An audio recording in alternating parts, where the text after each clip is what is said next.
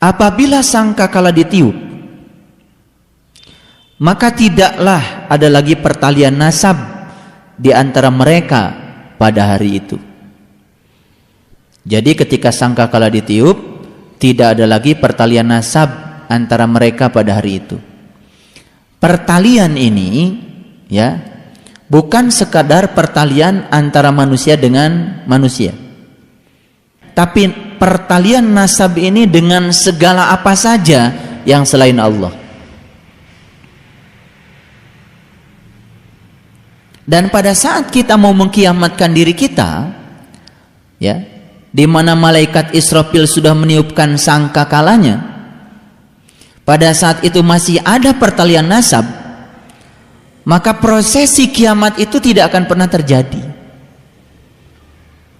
Dan prosesi kiamat itu hanya terjadi apabila sungguh-sungguh sudah terjadi pertalian, sudah tidak ada lagi pertalian nasab.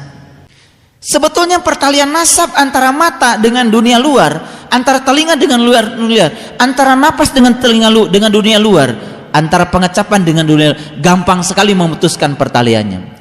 Tetapi memutuskan pertalian nasab yang berhubungan dengan aspek pikiran itu ternyata tidak mudah.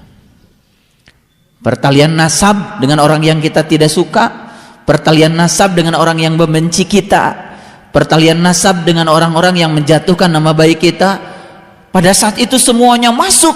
Ketika sangkakala sudah ditiup, pertalian nasab tidak sukses diputuskan, gak jadi itu kiamat.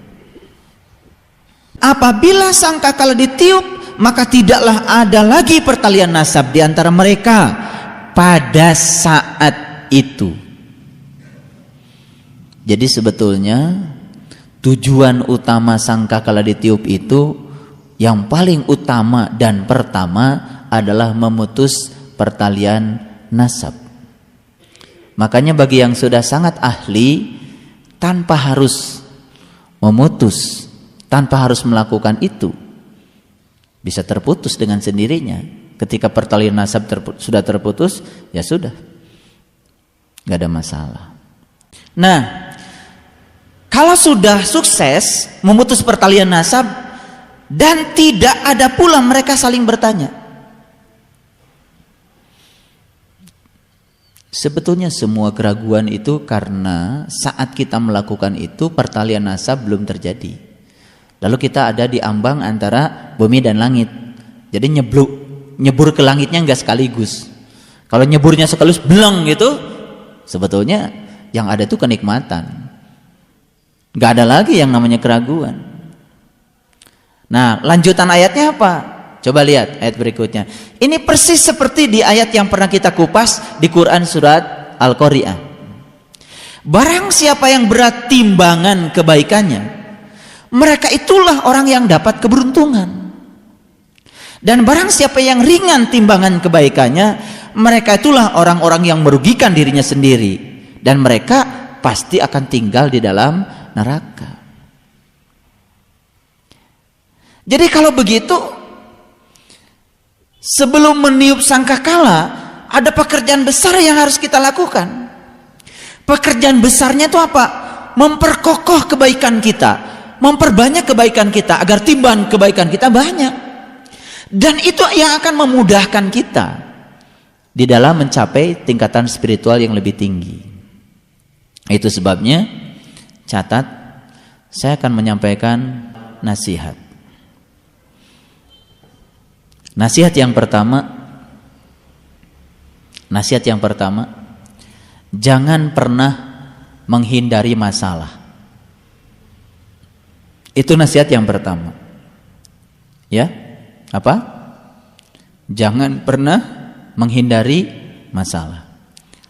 Orang yang menghindari masalah itu contohnya, dia banyak membicarakan masalah tetapi tidak menggauli masalah. Banyak mengomentari masalah tetapi tidak menjalani masalah.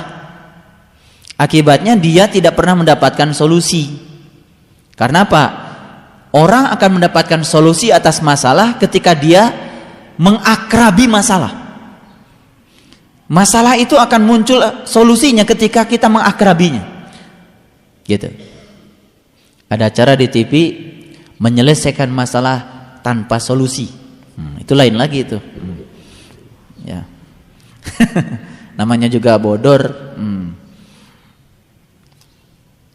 Itu nggak perlu diikuti itu. Ya. Itu yang pertama. Itu nasihat yang pertama. Nasihat yang kedua, tidak boleh usil pada urusan orang lain. Ini maksud saya begini.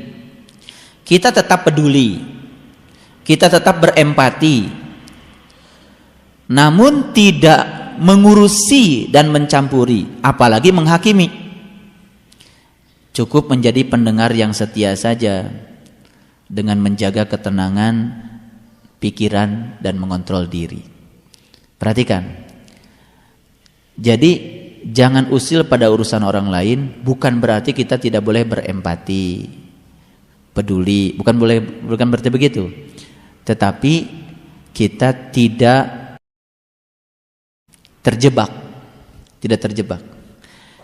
Biasanya ketika kita mengurusi urusan orang lain, kemudian berikutnya ada jebakan. Jebakannya apa? Kita mulai menghakimi, mencampuri gitu. Padahal sebetulnya ketika kita turut campur pada urusan orang lain, kita tidak akan pernah bisa menyelesaikan urusan mereka. Karena yang bisa menyelesaikan urusan mereka sebetulnya mereka sendiri, karena mereka yang merasakannya, mereka yang mengalaminya. Jadi tidak ada artinya. Itu nasihat yang kedua. Nasihat yang ketiga, jangan menggantungkan kebahagiaan pada orang lain. Jadi sudah saatnya kita menyetop kebiasaan menggantungkan kebahagiaan pada orang lain. Untuk bahagia tidak perlu izin dari orang lain. Ya. Sekali lagi, untuk bahagia tidak perlu izin dari orang lain.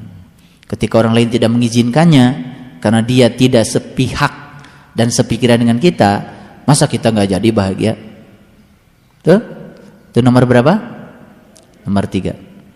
Nomor 4, jauhi orang-orang yang berpikiran negatif. Karena begitu berkenalan atau dekat dengan orang-orang yang berpikiran negatif, apa yang terjadi? Kreativitas kita akan mati, semangat kita akan mati, ambisi kita akan mati, dan semua kenyamanan yang ada pada diri kita akan sirna. Itu akibatnya. Kreativitas kita pun bisa mati kalau bergaul dengan yang semacam itu. 5, belajar memaafkan dan melupakan. Jangan membiarkan kesalahan mengakar di dalam diri sehingga timbul dendam.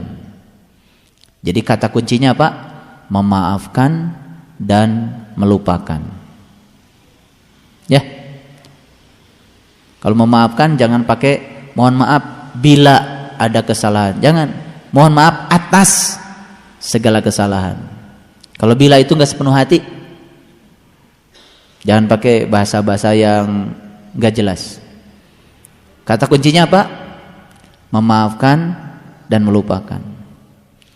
Jadi beruntung kalau kita bisa secepat kilat melupakan semua peristiwa yang dilakukan siapa saja yang menyakitkan kita, dan segera kita memaafkannya. Saya udah bicara teknis banget nih. Karena Pak, kalau saya tidak bicara teknis kehidupan seperti ini, lalu kita terus berjuang di kamar sendirian untuk menyatu dengan Tuhan, lalu kemudian putus asa, lalu kita menganggap ini ilmu kok begini, betul nggak? Lalu kita akan menyalahkan ilmu, padahal sebetulnya sisi-sisi lain di luar itu yang kita tidak tata itu banyak dan kita tidak sadar. Itu nasihat yang keberapa? Kelima. Yang keenam, berhenti mengurusi masalah pribadi orang lain. Kalau tadi mengurusi masalah orang, kalau ini mengurusi masalah pribadi orang. kita harus bisa membedakan mana peristiwa, mana orang. Ya, ngerti maksud saya? Mana peristiwa, mana orang. Kita kan suka mengaitkan antara peristiwa dengan orang. Sebetulnya yang kita benci itu peristiwanya, tapi kita suka membenci orangnya. Karena bagi kita tidak ada beda peristiwa dengan orang, nyatu. Nih contoh. Ada orang baru beli mobil baru. Mobil yang diidam-idamkan, nabungnya aja puluhan tahun. Dibawa mobil dengan penuh sukacita nyampe rumah. Begitu nyampe di rumah, disambut sama istrinya, disambut sama anak laki-laki yang baru berusia 4 tahun. Suaminya pergi dulu ngurusi surat mobilnya. Rupanya saking senangnya itu anak yang di rumah tuh yang 4 tahun bawa palu. Ya. Wah, kemudian diketok-ketoknya semua bagian mobil itu. Ya senang, ada mobil baru kan, namanya juga anak. Cara dia menumpahkan sukacita karena bisa punya mobil baru, diketok-ketoknya, kaca-kacanya semua pecah. Datang orang tuanya. Begitu datang bapaknya, lihat anak lagi ngetok-ngetok, diambil palunya. Dan pada saat itu kedua tangan anak itu kemudian dipalu juga sama orang tuanya. Hancur kedua tangan anak itu.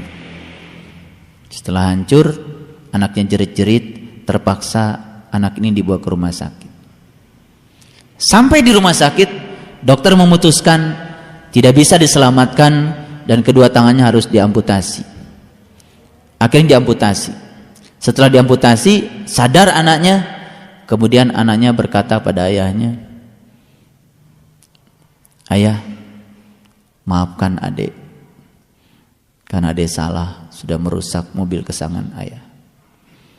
Kapan ya ayah, jari-jari adik tumbuh lagi?"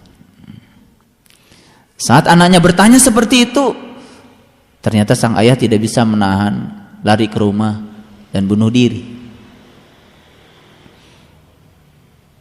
Saya cuma ingin mengatakan segala keputusan yang diambil karena memenuhi keinginan hasrat dan hawa nafsu pasti akan berujung dengan penyesalan. Saya sering berulang-ulang mengatakan ketika marah minum air aja yang banyak. Ada penelitian baru dan saya baca artikelnya, ternyata orang yang kurang minum ada kecenderungan gampang marah. Ternyata ada hubungan antara dehidrasi dengan marah. Pantesan kalau orang tua kita dulu ya, ibu saya kalau kita lagi marah teh, minum jang, minum. Rupanya ibu saya itu udah lebih modern dari dokter-dokter masa kini. Saya baru baca artikelnya, ternyata orang yang kurang minum ada kecenderungan gampang marah. Kurang minum itu bukan sekedar menimbulkan hipertensi, karena hipertensi juga dari marah. Udah sekarang daripada marah banyak minum. Ginjalnya sehat, semua racun dalam tubuh juga gampang dikeluarkan. Cuman itu saja, 10 menit sekali ke WC, nggak apa-apa. Daripada marah mending ke WC. Ini saya mau mengingatkan ini yang kurang minum. Ini penelitian kedokteran ini penelitiannya bisa. Karena apa? Hidrogen itu adalah unsur yang mudah terbakar. Oksigen itu juga unsur yang mudah terbakar. Makanya kalau mobil lagi bawa hidrogen ada tulisan awas mudah terbakar. Yang bawa oksigen ada tulisan juga awas mudah terbakar. Tapi yang mudah terbakar ketika berpadu dalam suatu paduan yang harmonis membentuk molekul yang bernama H2O, itu jadi pemadam kebakaran. Jadi sebenarnya pada diri kita itu ada sifat iri, sifat dengki, itu semua mudah terbakar. Dan ketika dipadukan lewat meditasi, belajar tenang pada orang-orang yang sudah tenang, itu ternyata bisa dibangun menjadi molekul baru yang bisa menenteramkan. Nah, sekarang 7. Jangan pernah membalas ketika disakiti. Memaafkan lebih baik daripada membalas dendam. Ini baru sampai 7 nih. Kira-kira 1 sampai 7 ini sudah dialami belum? Jangan-jangan dari 1 sampai 7 no semua. Nih, saya nanya dulu. Sudah tidak membalas ketika orang lain menyakiti kita? Belum. Ya, ngaji sama saya udah lama masih kayak gitu.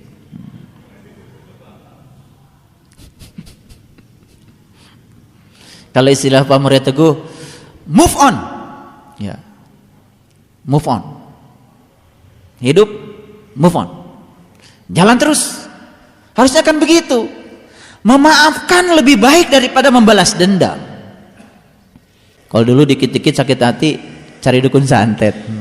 Kalau udah berhenti dari dukun santet, udah bagus itu. Udah bagus. Jangan pernah membalas. Tidak perlu membalas luka dan sakit hati yang ditimbulkan orang lain. Move on. Jalan terus. Sekarang 10. Hiduplah untuk hari ini. Jangan terbebani dengan masa lalu atau masa depan. Sahabat-sahabatku yang sering membuat kita lupa bahwa hari ini kita masih hidup.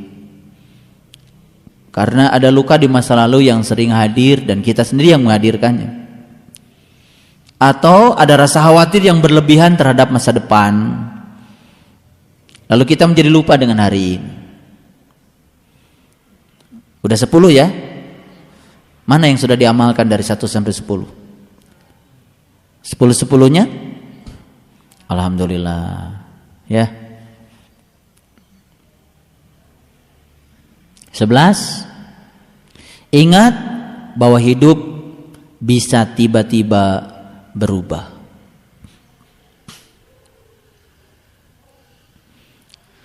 Ya. Jadi sudah diingatkan dari sini. Sekarang ingat bahwa hidup bisa tiba-tiba berubah.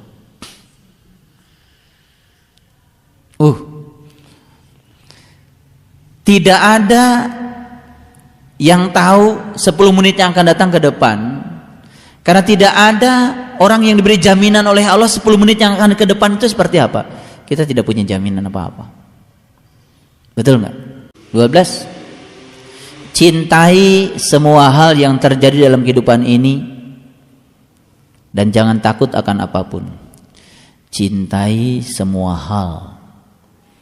Kalau semua hal itu termasuk yang kita ingin dan yang tidak kita ingin. Baik, selanjutnya 13. Hidup terlalu berharga jika hanya dihabiskan untuk mengkhawatirkan sesuatu yang akan terjadi di masa depan. Sayang sekali kalau waktu kita sekarang ini hanya digunakan untuk mengkhawatirkan masa depan. Sahabatku, ketika kita sedang mengkhawatirkan masa depan, apa yang kita dapat hari ini sirna, hilang. Sukacita hari ini tenggelam saat kita tidak bisa berfokus pada hari ini. 14. Pergi keluar rumah dan nikmati alam bebas. Sambil ngaji ke sini, keluar dari kamar, melihat matahari sudah bersinar pagi, betul nggak? Sudah mandi, sudah cantik, sudah wangi, keluarlah dari rumah. Jangan di kamar terus, sumpek nanti. Perlu sekali-kali keluar. Ngaji kita juga perlu sekali-kali tidak di sini. 15. Carilah hobi atau pekerjaan yang akan membawa diri kita melewati semua fase kehidupan. Berarti kita harus mencari aktivitas yang menyenangkan. Ya. Jadi sebegini hebatnya spiritual. Tidak mengkungkung kita harus selalu berada di masjid gitu. Tidak. Yang hobi naik sepeda, naik sepeda. Yang hobi apa? Silahkan. Cari pekerjaan yang menyenangkan yang menyebabkan fase-fase kehidupan ini dilewati dengan wajar. Nah, biasanya kita sering memaksakan diri kita untuk mengerjakan sesuatu yang sebetulnya kita tidak suka. Lalu akhirnya jadi bete, bad mood. Nggak bagus itu. Semua pekerjaan yang dilakukan, upayakan pekerjaan yang menyenangkan. Kan kita senang. Jangan berorientasi pada uang dulu. Yang penting senang. 16. Jadilah diri sendiri. Bersikap dewasa dan selalu bersyukur. Awas ya. Orang yang tidak pernah jadi diri sendiri itu biasanya kekanak-kanakan.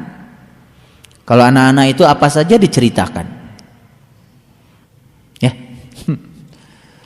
Saya bukan melarang curhat ya. Sekiranya curhat itu kepada orang yang tepat dan membuat kita menjadi rileks dan tenang, nggak masalah. Tapi jangan sampai kita kebablasan, lalu kekanak-kanakan kita muncul. Hati-hati. 17. Terima semua perubahan yang ada dalam pikiran dan tubuh apa adanya. Pikiran kita sedang berevolusi, tubuh kita juga sedang berevolusi. Semua perubahan yang terjadi, terima saja apa adanya.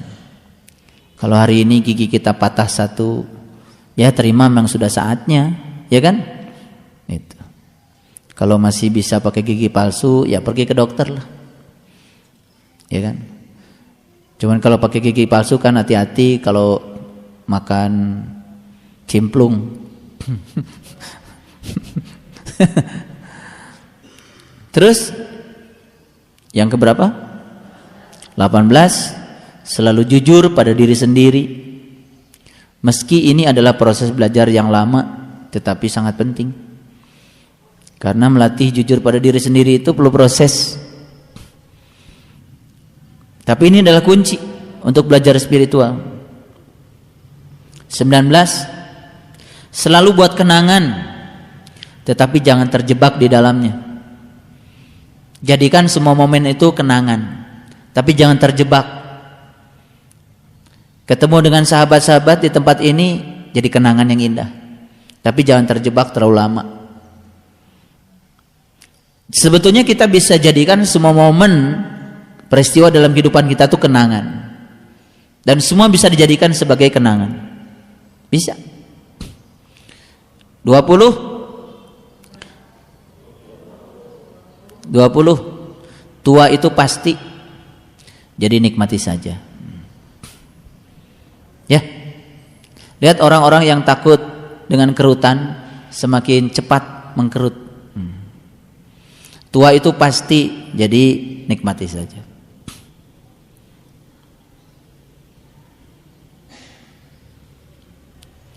(21) Daripada takut tua, lebih baik jangan takut menjadi tua, takutlah menjadi orang yang membosankan. Jangan takut menjadi tua, takutlah menjadi orang yang membosankan. Bosen pendak jeung ibu eta teh. Nah, tiba heula kitu-kitu keneh.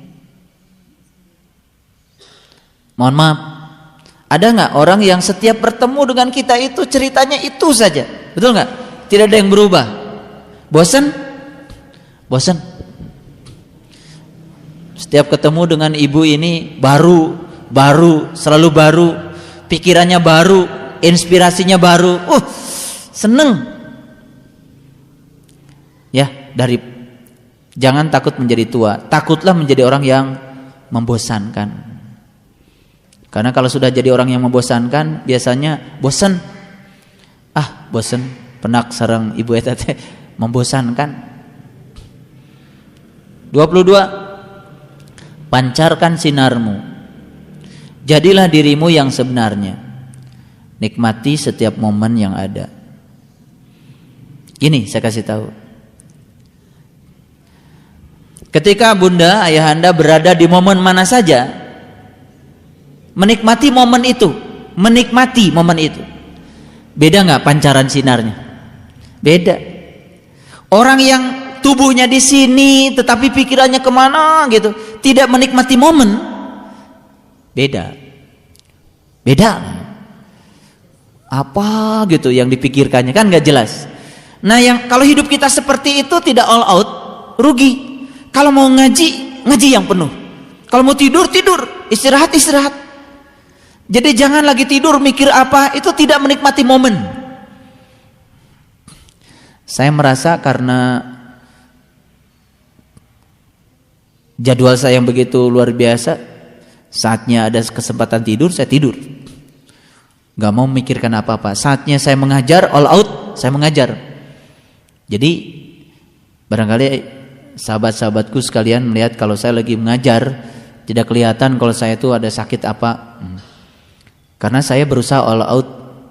Karena saya sepenuh hati hadir. Tidak mau. Yang hadir 10 orang, yang hadir 5 orang, yang hadir 100 orang, yang hadir 100.000 orang, sama, saya tidak pernah berubah. Karena saya tidak pernah ngaji bergantung pada berapa banyak orang yang datang. Karena saya merasa bahwa saya sekarang sedang menjadi kepanjangan tangan Allah. Ya sudah, terserah Allah. Yang datang 5 orang, yang 5 orang yang dihadirkan Allah. 10 orang, 10 orang nih. Jadi enak, tidak ada masalah. Jadi semuanya menyenangkan. Semua momen bisa kita nikmati.